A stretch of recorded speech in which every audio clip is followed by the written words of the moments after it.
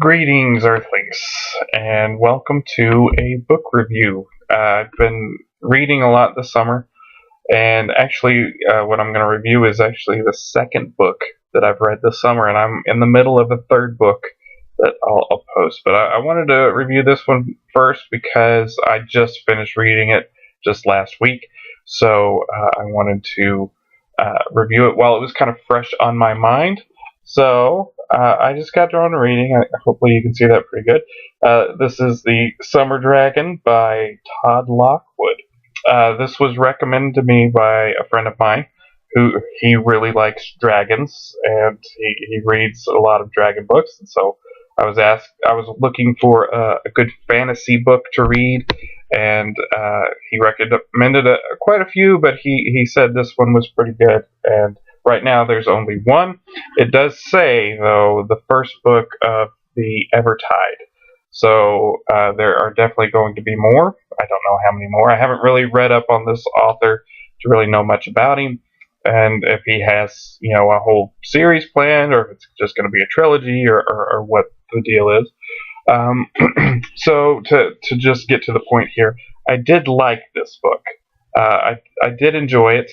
I do have some problems with it, but they're very minor, I think. They might sound bigger than what they actually are. Excuse me. Wow. Getting choked up over this. Oh, so emotional. The vapors.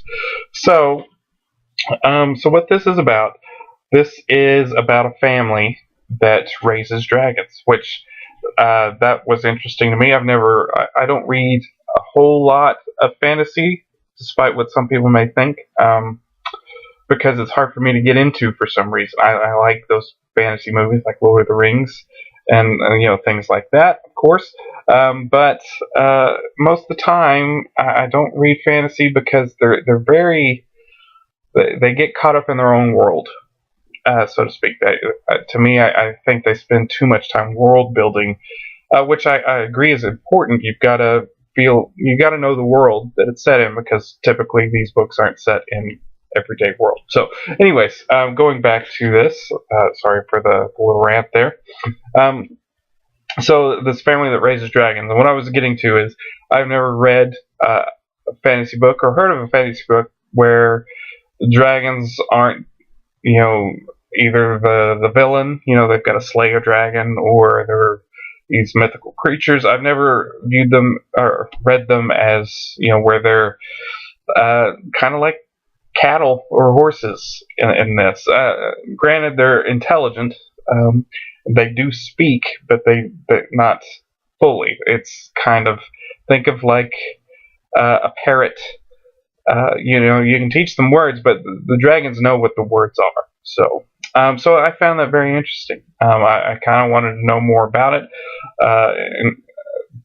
in terms of that, but they don't spend a whole lot of time explaining, the whole dragon raising process. I don't know what this is going to hell. We're only 3 minutes in, so so they do, but they don't. It's not about them raising dragons. It's about, there's this war going on. This evil group of people. They're creating these evil dragons. Basically, they're corrupt. They're in the book they call them horrors, not whores, but horrors. Hopefully you got that across. Completely different book if that's what they call them. So the main character is Maya, and I believe that's how it's pronounced. And her family, and she is the main character, and we follow her story pretty much throughout. And it's told through first person, so there you go. That's why she's the main character. My problem with her as the character, is not her being the main character. She is interesting. It's how she was written, especially in the beginning. The way she was written in the beginning, it seemed like she was very, very young, like 6 or 7, maybe even 8. And I thought, well, maybe she's going to age or something. But no, turns out the whole time I don't think they ever say her age. They say she's old enough to marry. So given the this type of medieval world, I'm guessing 14 and up, maybe 14 to 16, somewhere in there. But in the beginning, she seemed very young and very immature, and maybe the reason for that was because she's it's basically small town, hasn't seen the world, only knows her family. They don't travel because they got to raise the dragons. So maybe that's why, but it just kind of was off-putting because I thought, oh, we're going to flash forward, because I neglected to mention this author, and this is very cool. I think there's illustrations in here that the author did.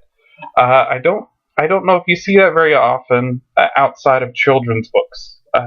And granted, maybe this is my ignorance of the literature world, not just fantasy, but I do know that there are fantasy books that have illustrations in them, but I don't think they're done by the author themselves. So, which I think is great, because you get an idea of how the author pictures the characters or that scene. There's not a lot of illustrations, but the very first illustration outside of the before you start the book, if I can speak, words are hard. There is an illustration of Maya, and she looks like she's a teenager, and so I thought, oh, we're going to flash forward. Of course, we never do. That's who she is. So that was kind of off-putting. But as the story progresses, as she gets into some stuff, of course, she seems to mature, but also she seems to be written a different way. And part of that's due to her experiences that she's gone through. So the other thing I have a problem with is the choices she makes, because if she was a little kid, it would kind of make sense, because they don't think they don't think about consequences and things like that. But as I'm reading it, I'm thinking, well, you should know not to do that. That would cause this to happen. And of course, this does happen. People are like, well, we were looking for you. You neglected your responsibilities and all that. And I know that the story can't progress unless it happens, but I think it could have been done a different way. But this book, let's see, I'll tell you how many pages it is. It is roughly 500 pages. I can't, my thumbs are weird. 500 pages, and it moved pretty quick. There's a lot of action, and just it moved very quickly. And what I did like about this, the reason I got through it so quickly, is there isn't a lot of world building.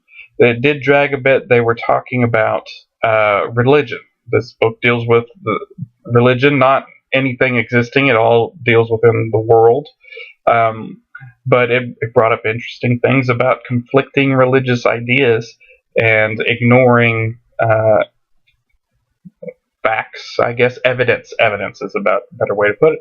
Ignoring evidence that contradicts your views. So I thought that was very interesting.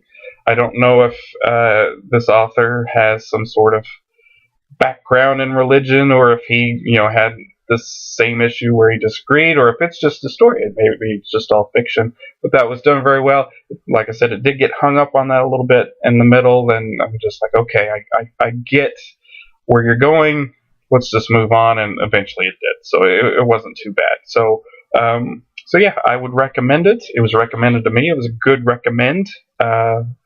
And I will definitely be looking for the next one when it comes out. I don't know when. Like I said, I haven't checked up on this guy, but I am definitely going to keep an eye out. So that is my review of The Summer Dragon. I know I didn't give too much detail, but I didn't want to, by chance, spoil anything if anyone cared.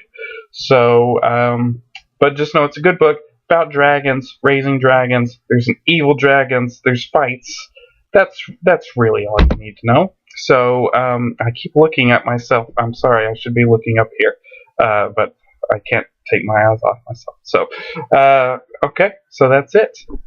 Hope you enjoyed, and do pick it up. It is a good book, good read.